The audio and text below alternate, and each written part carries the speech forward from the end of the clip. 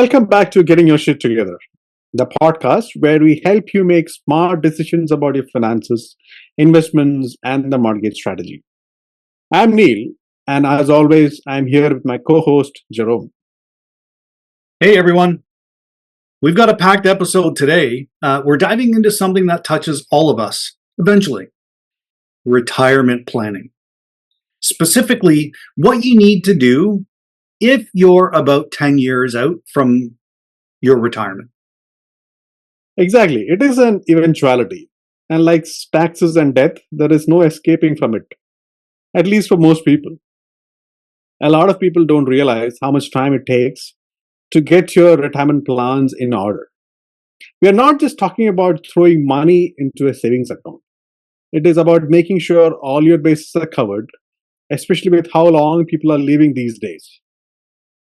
So, first question, Jerome, when should I start to prepare for retirement? As soon as you learn how to spell retirement. I mean, really, it can't happen too soon. Retirement isn't just a few years of relaxing on the beach anymore, honestly. People are retiring for 20, 30, and even 40 years. And that comes with a whole set of new challenges. So if you're 10 years out from retirement and haven't done any planning or haven't prepared, you could find yourself struggling to get caught up or making sure that you have enough money to live off of. But how do you know if you're prepared? Because you can never be 100% sure given the curveballs that life is going to throw at you.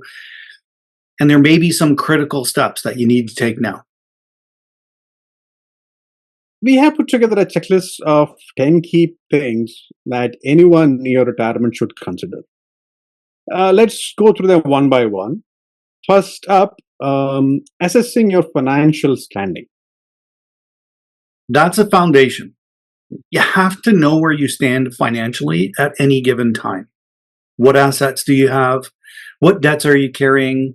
What are the different sources of income, and what expenses do you need to support in retirement?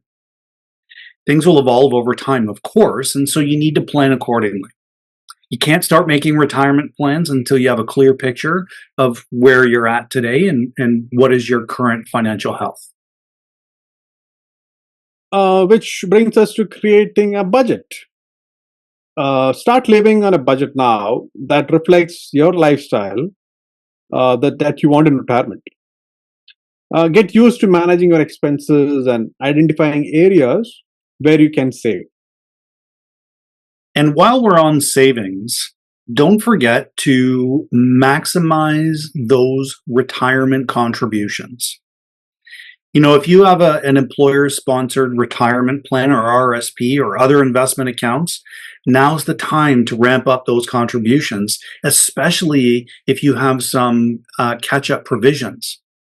Don't forget about that elusive reduction of taxes at the source to help with that as well.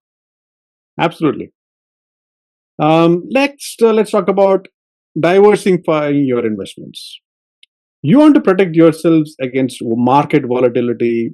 So spreading your money across different assets, things like stocks, bonds, real estate, etc., will give you a balanced portfolio that can weather storms. If you have not managed your investments till now or do not know much about investments, then be sure to seek out help. You sure do not want to take too much risk or gamble with what you have saved. No, you don't. And then there is the plan for paying down your debt. No one wants to enter retirement with a ton of debt dragging you down. So prioritize paying off credit cards and loans and any other debt with hefty interest rates and try to keep it paid off. Might be helpful to look at doing some sort of a consolidation strategy to get some of these things under control now while your income is still good. Yeah. Let's talk about mortgage. If you still have one, and this is a big one, evaluate your mortgage strategy. Should you try to pay it off before retirement, or do you have better use of those funds? How about getting a home equity line of credit before you stop working, Jerome? What do you think about it? You know what? I think a lot of people overlook the idea of having that HELOC while they're still working. Lenders are more likely to approve you while you still have steady income. And a HELOC gives you financial flexibility if you need to access funds later on in your retirement. So, and another thing that's a bonus is there's no interest if you're not using it. So it doesn't hurt for it to just sit there. Exactly. And speaking of flexibility, let's talk about the rising cost of senior living and home assistance plans. It is something that catches a lot of retirees off guard. You might be healthy now, but you may need to plan for the possibility of needing assisted living or in home care. Demand for such services is increasing with our aging population, and so those costs are also skyrocketing. You can't be more right. And that's where something like, for some people, a reverse mortgage might come into play. It's not for everybody, and we're not trying to push that. But if you want to tap into your home's equity without selling, it's a tool that can help supplement that retirement income, especially if you're facing some higher healthcare or senior living expenses in later years. It shouldn't be your primary retirement income strategy, but it does have a place in a comprehensive retirement plan. Mhm. And let's not forget about the healthcare costs in general. Once you're retired, you may not be covered under your former employer's plan, or may need to pay more to get a similar coverage. OHIP, or Ontario Health Insurance Plan, may not cover everything or be sufficient for all your healthcare needs in your senior years. Planning for how you would cover those costs can save a lot of stress later when means are more limited. Yeah.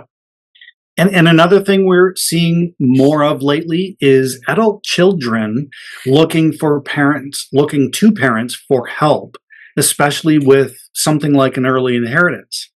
With the higher price of homes, younger generations are struggling to get into the housing market, and parents are often asked to dip into their retirement savings to help. And that's a tricky situation because while it is natural to to help your kids, you may also need to make sure that you don't jeopardize your own financial security. And this is where working with a financial planner is so critical. They can help you balance those priorities. And they can maybe even help your kids start on their pathway towards their retirement a little bit earlier. Yeah, for sure. Yeah. And so that brings us to the next point, working with a financial planner and an investment advisor. Having professionals guide you through these decisions makes a huge difference. They help you see the big picture and ensure you're not overlooking something crucial like tax planning or estate planning. Exactly. And the earlier you start working with someone, the better they can help you craft a plan that takes all of these variables into account. Yeah. Retirement isn't a one size fits all situation, especially with the way things are today. Now, let's talk about the final item on our checklist. And this is something which is often overlooked. Retirement planning is not just about the numbers and finances, you need to invest in yourselves too. This is such an important factor, Neil. Planning for retirement isn't just about making sure you have enough money. It's about setting yourself up for a fulfilling life beyond working. Retirement can last a long time. And if you're not keeping yourself active mentally, physically, or even socially, it can feel like you're just waiting around. That's why, as you approach retirement, it is important to stay engaged.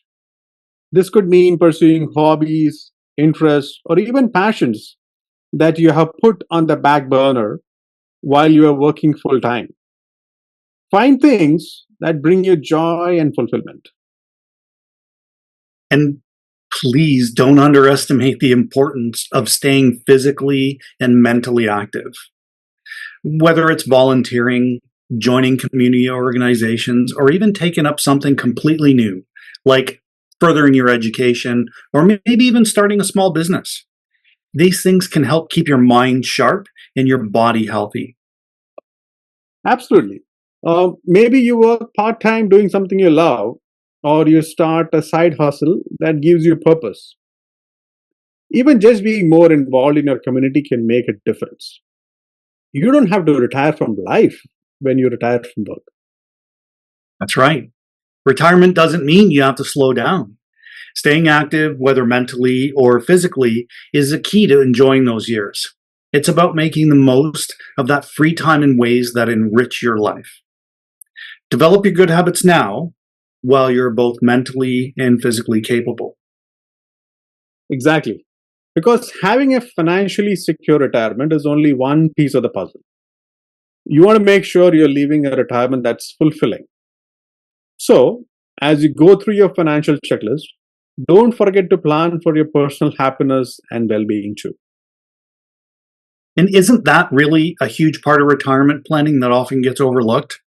It's not just about having enough money to live, but also about having enough meaning to enjoy your life. So, to sum it up, retirement planning is not just about putting money in an account and hoping for the best.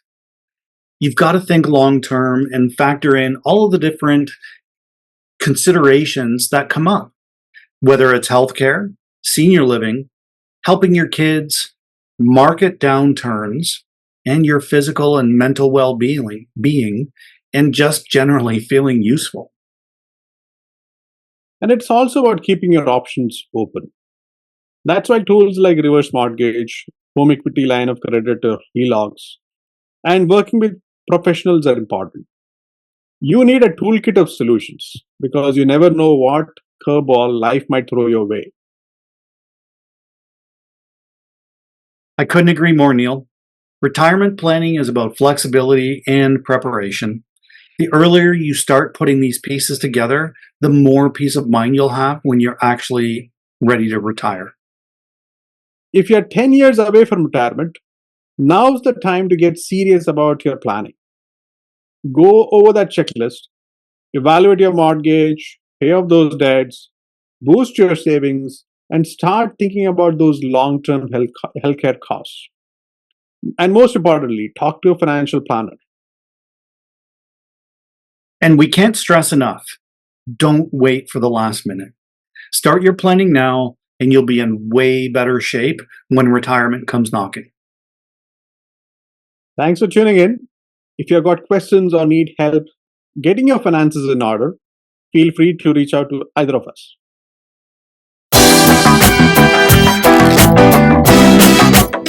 We are diving into something that's not only a smart move for current homeowners, but also something that buyers can consider when looking at properties to buy: secondary suits.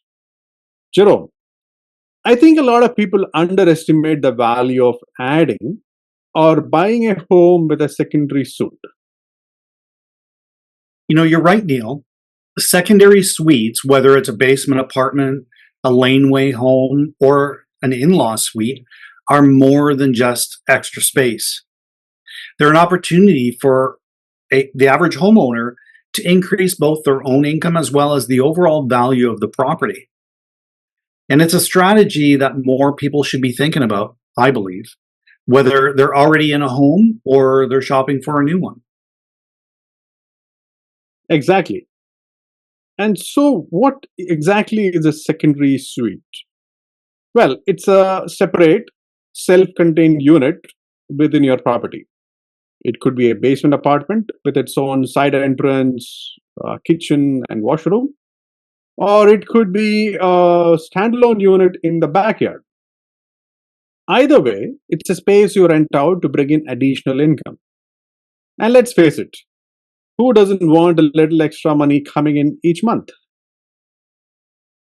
I couldn't agree more. And that extra rental income can make a huge difference for the average homeowner, especially when it comes to managing those mortgage payments. Think about it. Instead of covering the entire mortgage out of your own pocket, you have someone helping to contribute by paying you rent. It's essentially turning your home into a financial asset that can also help pay for itself. Exactly. And it's not just for people who already own a home. If you're in the market to buy, consider properties that have the potential for a secondary suite. Maybe there is an unfinished basement, or you have room to build a laneway home down the road. These are the kind of features that can turn a regular home into an income generating machine. That's a great point, Neil. We've worked with many clients who have turned an underused basement into a fully functioning rental unit, and the impact on their financial situation was immediate. It's not just about the here and now either, it's also about the long term investment in your property. Mhm. And speaking of long term, there is the added benefit of increasing the home's value. A property with a secondary suite is more attractive to future buyers, especially in competitive markets like Toronto. Buyers love the idea of moving into a home that already has income potential built into it. Right. It's like one of those rare opportunities where you're getting both short term and long term benefits. You have immediate financial relief through the rental income, and down the road, when it's time to sell, you've got a more marketable property. It's a win win. And let's not forget another key benefit. And this can be a great option for homeowners who live alone or seniors who want to stay in their homes a little longer. Having someone else on the property can give peace of mind and even a sense of security, not to mention the financial help. Yep. And it's not always about renting to strangers. We've seen cases where families create secondary suites for aging parents or even adult children, keeping everyone close but giving each person their own space and independence. It's about flexibility and making your home work for your needs. Exactly. Whether you're buying or already own, having the option to add a secondary apartment gives you that flexibility. And if you're worried about the upfront cost, there are plenty of financing options that are available. This is where we, as mortgage brokers, come in. Our job is to help you figure out how to make this work financially. We can help explore options like either refinancing or tapping into your home equity to fund an addition or renovation of a secondary suite. And if you're buying, well, we'll show you how the potential rental income can be factored into your mortgage qualifying. That extra income can make it easier to afford a larger or more desirable home. Mhm. And it's about making informed decisions that benefit you financially now and in the future. Whether you're adding a secondary apartment or buying a home with that potential, this is a strategy that can really enhance your financial stability. And the best part is, you don't have to figure it out all on your own. We're here to guide you through that process, help you explore what your options are, and make sure that you're getting the most out of the house that you choose or the one you live in. So, whether you're thinking about buying, renovating, or just maximizing the value of the current home, consider the benefits of the secondary suite. It is not just extra space, it's extra income, extra value, and extra security. Thanks for tuning in, everyone. If this sounds like something you want to explore, we're here to help. Reach out anytime and let's see how we can turn your home into a powerful financial asset. And don't forget to subscribe to the podcast for more tips on getting your financial shit together. Until next time, keep thinking outside the box when it comes to your home's potential.